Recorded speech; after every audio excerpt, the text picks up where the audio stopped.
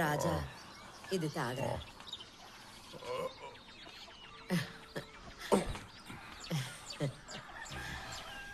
అత్తయ్య రామ్మ. బావన్ చూసిన డాక్టర్ ఏం చెప్పారు? ఓ సంవత్సరం ఇలాగే పడుకోవాలన్నా? లేదు, 6 నెలలు చాలన్నారు. అది సంగతి. మాణిక్యం వాళ్ళ తాతయ్య గనక ఈ పని చేసుంటే ఓ సంవత్సరం మంచం దిగరని ఊళ్ళో వాళ్ళందరూ అంటారు. ఈ మాణిక్యానికి ఎక్స్పీరియన్స్ తక్కువ.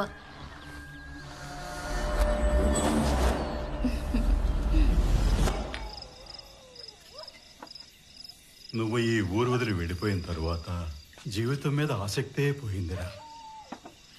ఏదో తెలియని ఓ లోటు. టీ కొట్టు కట్టేసిన తర్వాత ఇలా ఇక్కడికి వచ్చి కూర్చొని రోజు నీకు కూడా ఒక గ్లాసు పెట్టి మందు కొట్టేవాడిని. ఏ రోజుకైనా నువ్వు వస్తావనే ఈ 15 ఏళ్ళు గడిపేశాను.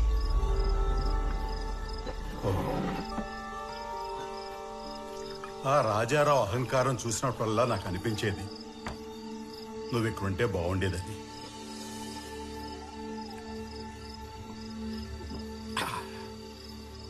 నువ్వు వెళ్ళినప్పటి మనిషి కాదు వాడిప్పుడు. పెద్ద బిజినెస్ మ్యాన్ అయిపోయాడు. థియేటరు, బస్సు, పెట్రోల్ బంకు ఇవన్నీ సంపాదించేసావన్న అహంకారం. నాడు నేడు వాడి దగ్గర లేనిది ఒకే ఒక్కటి, ధైర్యం. నువ్వు తాగు.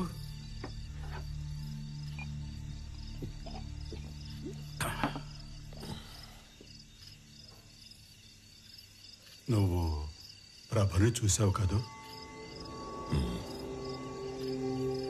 ప్రకాష్ తద్దినం అనుకుంటా ఈరోజు. ఏళ్ళు ఎలా పరిగెడుతున్నాయో చూసావా?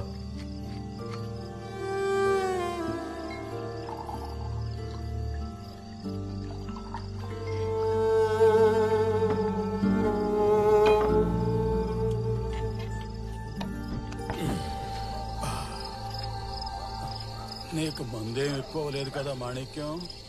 నేను బాగానే ఉన్నాను. వెళదామా? నువ్వు వెళ్ళు. మన ఊళ్ళో రాత్రులు ఒంటరిగా నడిచి ఎన్నో ఏళ్ళయింది. సరే, అయితే నేను మెల్లగా వెళ్తూ ఉంటాను. నువ్వు కావాలంటే ఊరంతా తిరిగి చూసి వెళ్ళిపోడుకో. ఏంటో అర్థం కావడం లేదు. ఈ మధ్య ఎంత తాగినా మత్తే ఎక్కడం లేదు.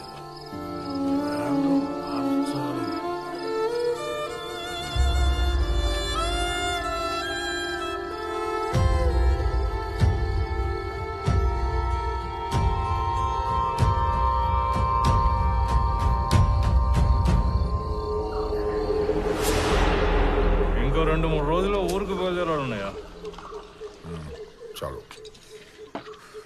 మిమ్మల్ని వదిలి వెళ్ళడానికి మనసు రావట్లేదు. మనల్నట. అవునదే, మనల్ని కాదు పెళ్ళాన్ని వదిలి వెళ్ళడానికి మనసు రావడం లేదు.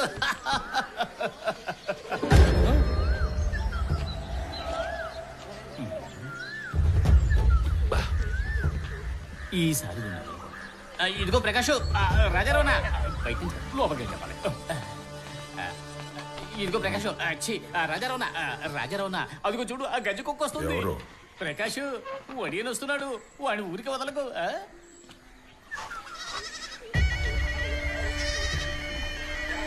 ఏమైనా తింటావా మాణిక్యం?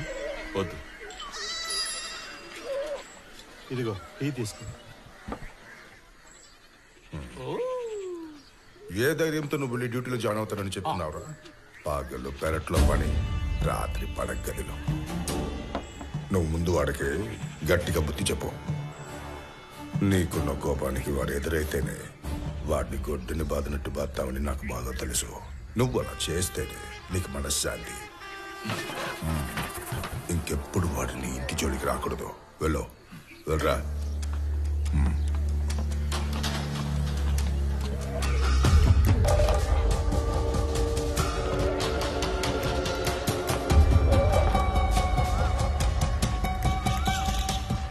రాజారావన్న వద్దు, ఇది చాలా చిన్న విషయం. దీనికి ప్రకాష్ ఎందుకన్నా?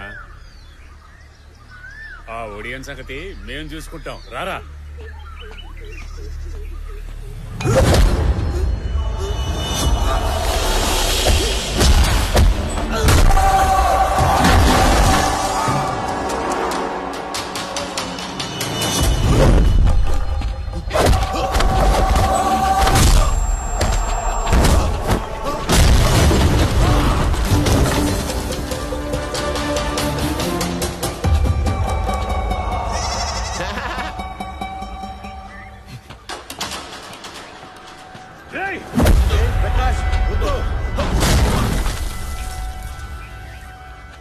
ఈ రోజు అన్ని కట్టిపెట్టు.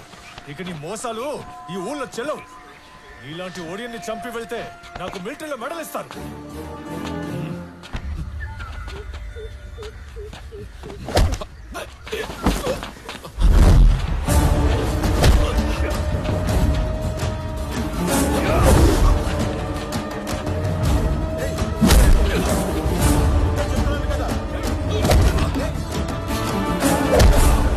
ప్రకాష్, ఎందుకు అనవసరంగా వాడిని కొడుతున్నావు? వాడంత కాని పని ఏం చేశాడని ఊరికే ఎందుకు ఇలా ఆవేశపడుతున్నావు? ప్రకాష్ కి తెలుసులే వాడేం కాని పని చేసి. అది నువ్వు తెలుసుకోవాల్సిన అవసరం లేదు. వాడిని వదిలే. వాడి కోపాన్ని చల్లార్చుకొని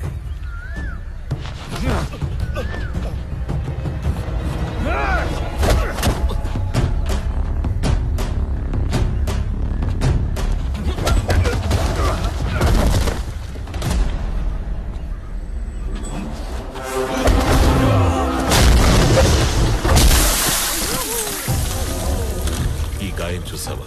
ఇది ఏర్పడింది తన్నులు తిన్నందుకు కాదు, కొట్టినందుకు. నా మాట విని వెళ్ళిపో ప్రకాష్. ఇలా నలుగురిలో నేను నిన్ను తిరిగి కొట్టానంటే ఆ అవమానం నీకు కాదు, ప్రభకి. నువ్వెప్పుడు రా ప్రభ గురించి ఆలోచించడానికి?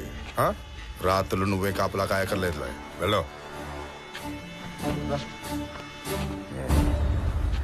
రే ప్రకాష్, తుపాకీ పట్టుకుని చేతులు రానివి. నీకు వాడు వాని ఇవ్వడం ఎట్రా? వాడు అంతా చూసాక ఇక్కడి నుంచి వెళ్ళు.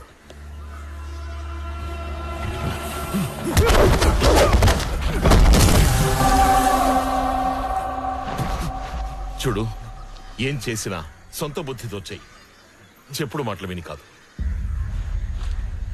ఇప్పుడు నువ్వు చేసిన దానికి నేను నిన్ను ఊరికే వదిలిపెట్టను. ఈ ఒడియని భయపెట్టడం మీ తరం కాదు, అది తెలుసుకోండి. నిండు అమావాస్య నాడు ఊరికి బయలుదేరే నువ్వు సురక్షితంగా చేరుకోవాలని ఆ భగవంతుడిని వేడుకో.